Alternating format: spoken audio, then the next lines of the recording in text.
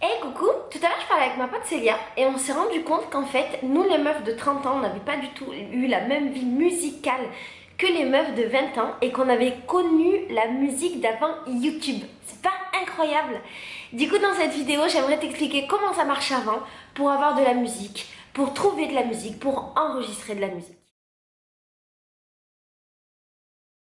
Alors, du temps de ma jeunesse, c'est-à-dire il y a fort longtemps, parce que je suis fort âgée, j'ai 35 ans, du temps de ma jeunesse, on avait des cassettes. Alors, je sais que pour vous les jeunes, ça ne veut absolument rien dire, mais la cassette, c'était le truc principal qui nous permettait d'écouter de la musique.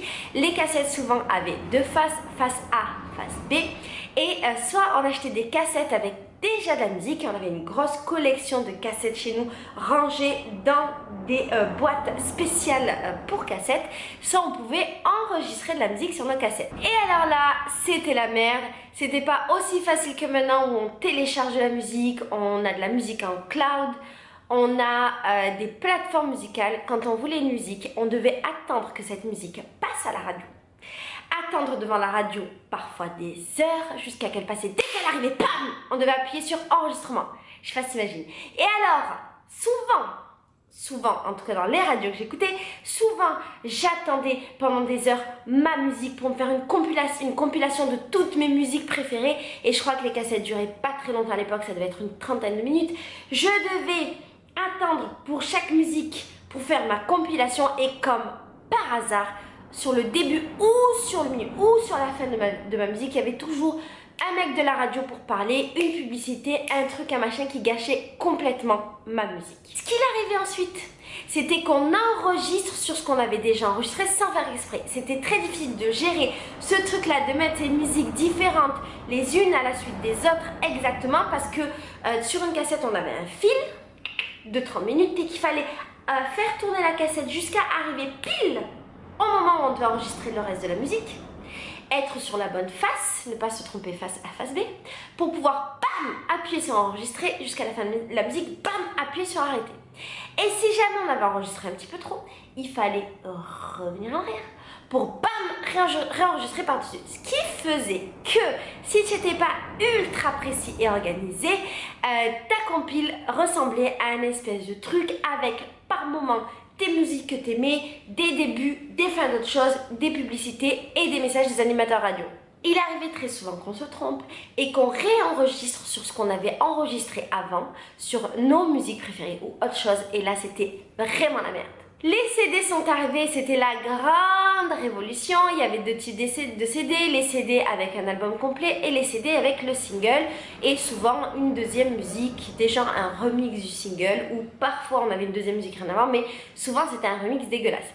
Et alors quand on avait ça, on écoutait donc les CD dans des gros postes CD et si on avait que des CD de deux musiques, eh ben on écoutait deux musiques pour pouvoir après changer et mettre un autre CD. Et on pouvait pas mettre la musique pendant des heures et des heures et des heures comme on peut le faire maintenant ou genre en illimité avec un outil qui choisit pour toi la musique. Si le CD avait le malheur un jour de s'abîmer, de se rayer ou autre chose, bien entendu, on ne pouvait plus écouter la musique et c'était complètement perdu. On a eu la révolution avec les Walkman CD, on l'avait eu avec les Walkman cassettes d'ailleurs, mais on a eu la révolution avec les Walkman CD, ce qui faisait qu'on pouvait emporter partout nos CD, ce qui était ultra révolutionnaire.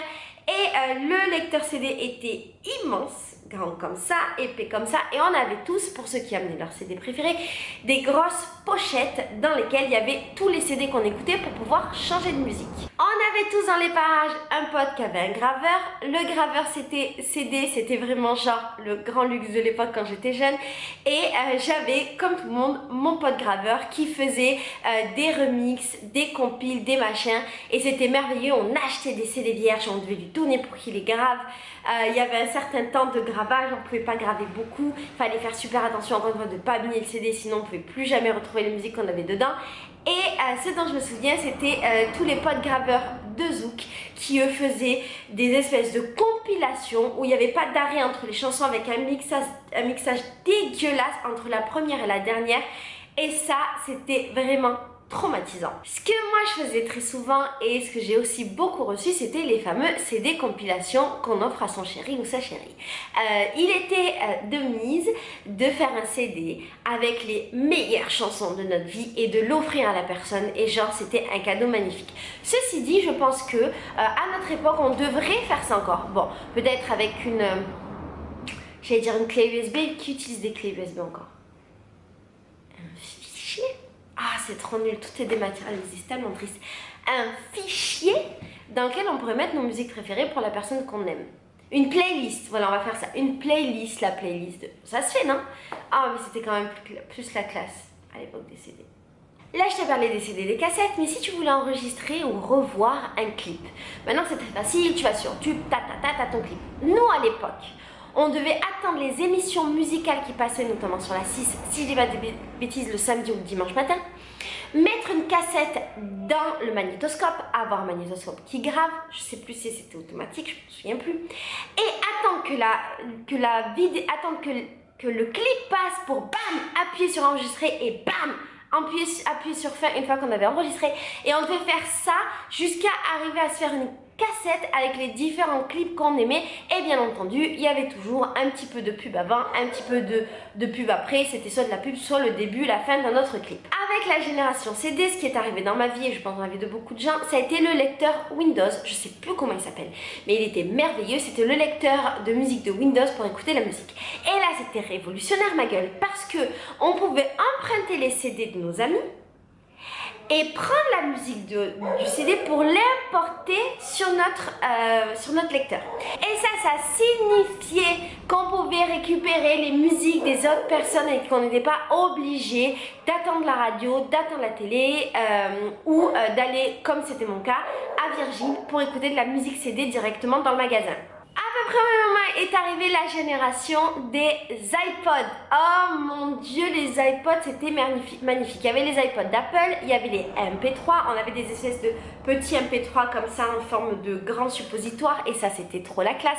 On pouvait mettre 250 mégas ou 500 mégas de musique dedans. Si on avait 1 giga, c'était vraiment la classe. Moi j'avais pas les moyens de m'en payer un quand j'étais petite, donc j'en ai eu un de 250 gigas. Dedans on mettait genre, je sais pas moi, 10 musiques qu'on écoutait en boucle, mais c'était une révolution d'avoir juste ce petit truc avec ces petits écouteurs pour amener partout avec soi et écouter de la musique. Donc on écoutait notre musique en boucle et on était bien contents. Et puis la suite, tu la connais, les iPods sont devenus de plus en plus petits, de plus en plus performants, jusqu'à ce que les téléphones remplacent les iPods et que maintenant on est Apple Music et compagnie, Deezer, blablabla, et tous ces distributeurs de musique en cloud. Avant, je trouve que la musique c'était quelque chose qui nous permettait... Non, avant je trouve que la musique on galérait pour l'avoir, que quand on l'avait c'était merveilleux. Je trouve qu'on passait beaucoup de temps à la chercher, que du coup on l'appréciait, en tout cas moi je l'appréciais.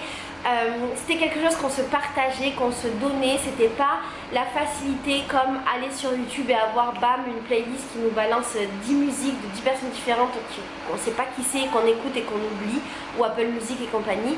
Il y avait une vraie recherche derrière, une vraie découverte, mais là je suis en train de faire la meuf en mode avant c'était mieux, blablabla, et donc je vais passer pour une vieille conne, ce qui est peut-être le cas.